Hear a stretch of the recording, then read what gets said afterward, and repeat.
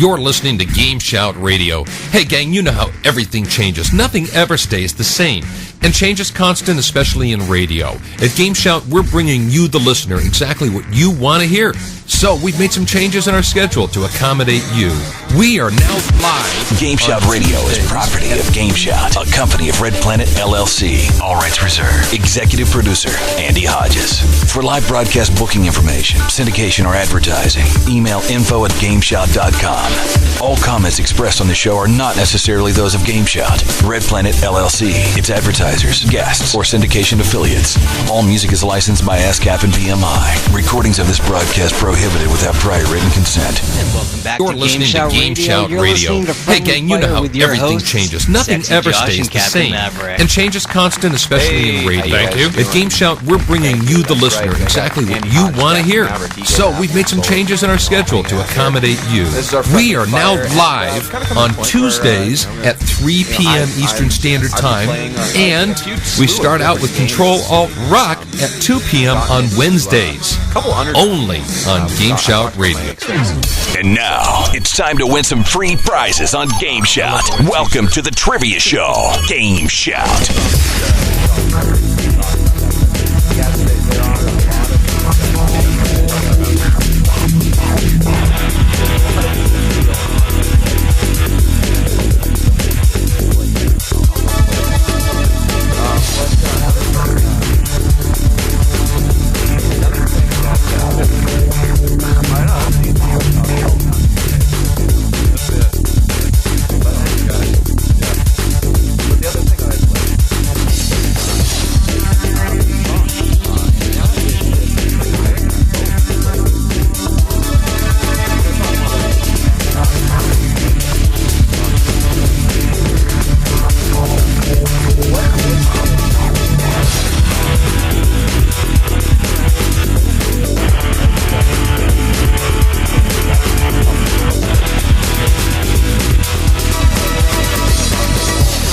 First, kind of, but and then you kind of get the inkling that there's something wrong with the couple, and they start arguing, and you know, the story is it goes off and has like a bunch of different endings to it, and you're trying to either, you know, you're just interacting with them by typing on your keyboard and talking to them, and they have, like, they're all voiced in real time, and I thought it was a really cool game.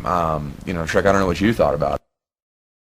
Oh, I definitely liked it a lot because it's something. I was reading like a little bit of information. Apparently, they've been working on it for 5 years, which I think would probably be like a good time frame to explain how much they have detailed into it. Because pretty much whatever you say, they're going to respond to, and they might, you know, they have certain program responses and they have a certain storyline that they're following. But you can pretty much do and say whatever you want. Like you can. I've played through this thing like 5 or 6 times so far, and sometimes I'll walk in and get them to kick me out as soon as possible just by swearing at them and, you know, putting the moves on them and stuff. And sometimes you can actually sit there and try and work with their problems and stuff. So it's a lot of fun because it tries to handle just about whatever you try to do to them, and it really does a good job of the voice acting is pretty good, you know, for a free little download game. So it's definitely a lot of entertainment packed into one little file, or one big file rather. Yeah, and the AI is pretty good too. So I definitely got to suggest that. I think it's over at interactivestory.com, I think is the website for it. Trick, you want to look that up real quick? Yeah, good AI. That's cool. It's got some of the greatest AI I've ever seen, so I highly suggest that. But you know, so I've been playing Second Life. I know somebody who could use a little of that AI technology. Yeah. And yeah, it's interactivestory.net.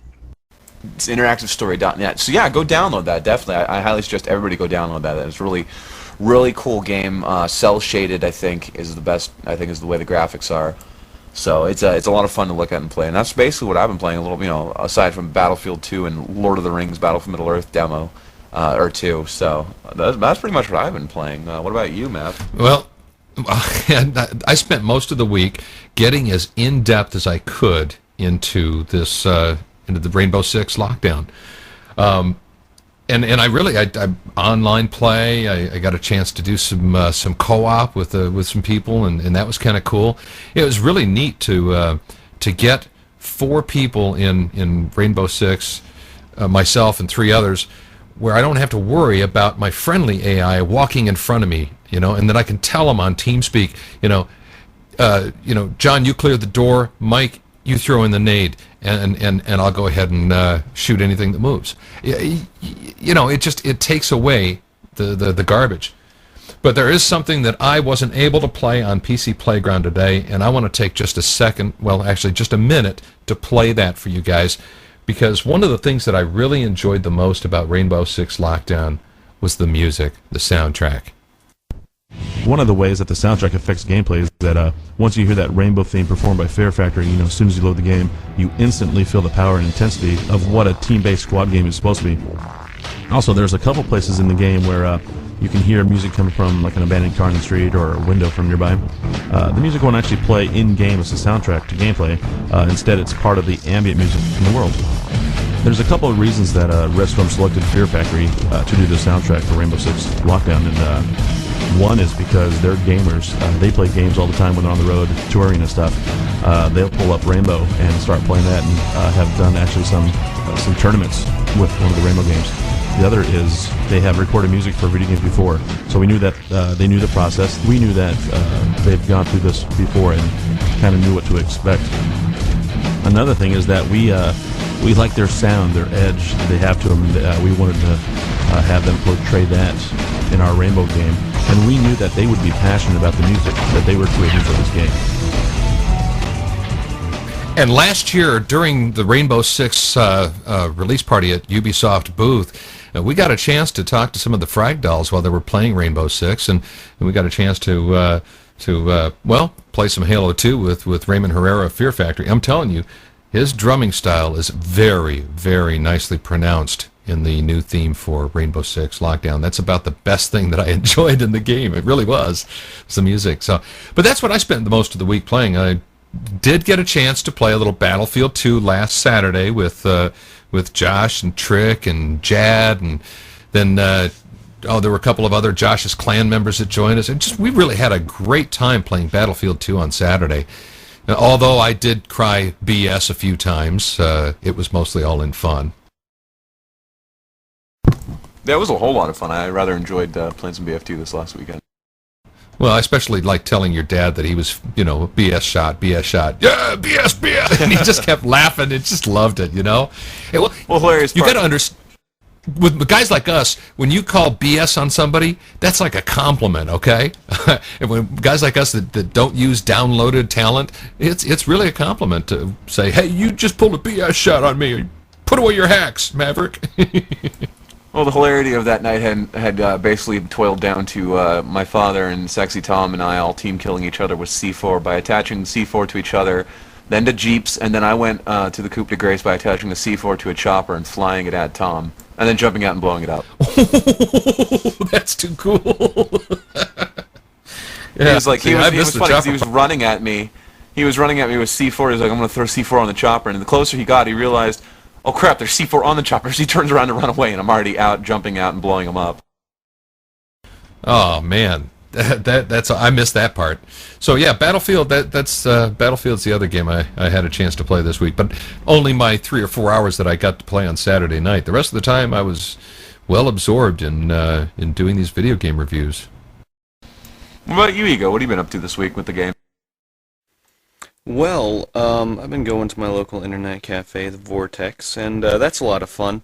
And they have like 3 Xbox 360s, and that's usually what we're crowding around because DOA 4 has been the game to play lately. I mean, everyone's been getting into DOA 4, and it's been the fighter. I mean, usually we're just like, hey, let's play some Street Fighter, hey, let's play some Soul Calibur, whatever, but DOA 4 has definitely been like, alright, let's go to the Vortex to play some DOA 4. I mean, they really hit the nail on the head with that game. That game's just, it is awesome. I was sort of a fan of DOA 2, and then DOA 3 came out, and I was like, whatever. But DOA 4, man, that is like awesome. It's just, I love it.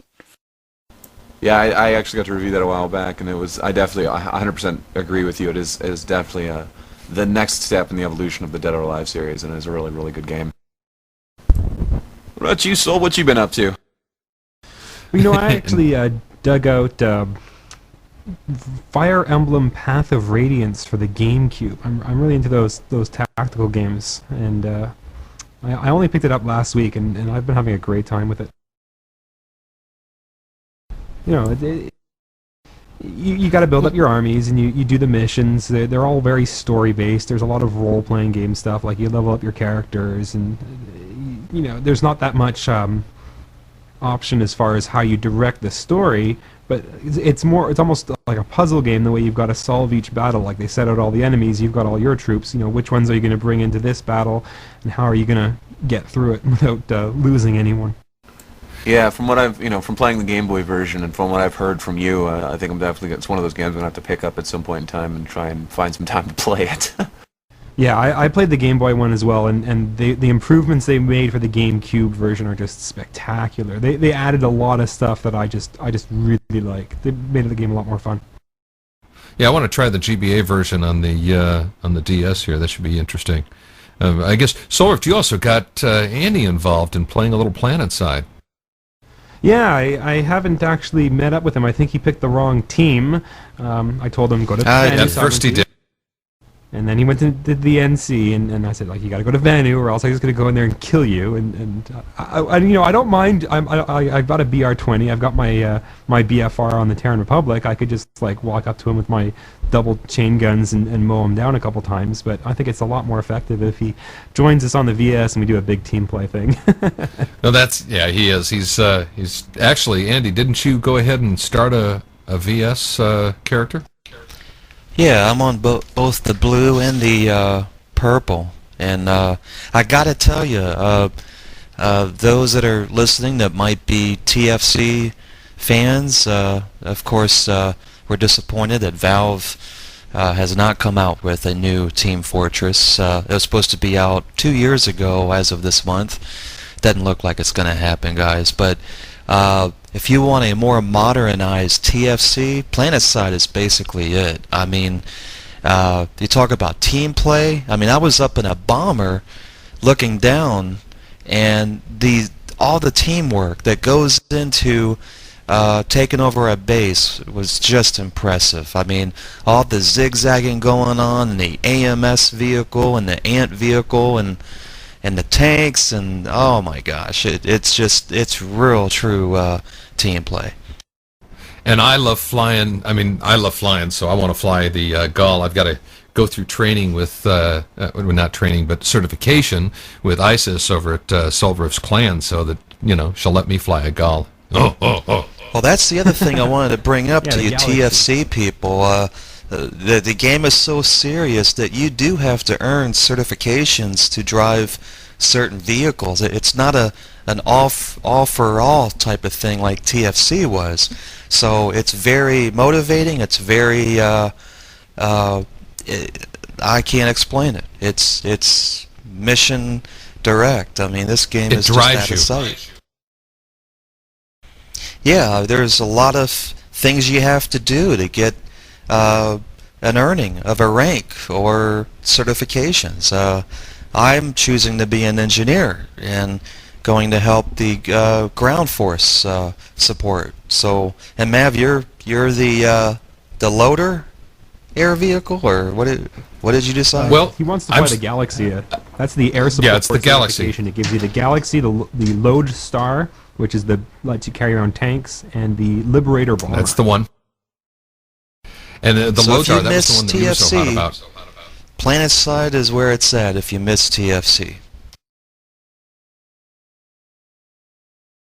Yeah, it's a great game. I mean, I like playing the sort of the cloaker stealth support. And I go out there with my my command rank for orbital strike, and I just nuke a whole group of enemies. You're so bad. Well, awesome. And it's not like a TFC server, and I know we're out of time, where you go on to one server. I mean, in these servers, there's so many different areas you can be playing in. You're not limited to, to just one. Well, definitely a lot of us have to go and still keep checking that out. But that's all the time we got for today on Friendly Fire. Thank you for tuning in. Stick tuned on GameSHOUT Radio. This is GameSHOUT Radio, the #1 talk game station in the world. Visit GameSHOUT.com for more info. GameSHOUT. GameSHOUT.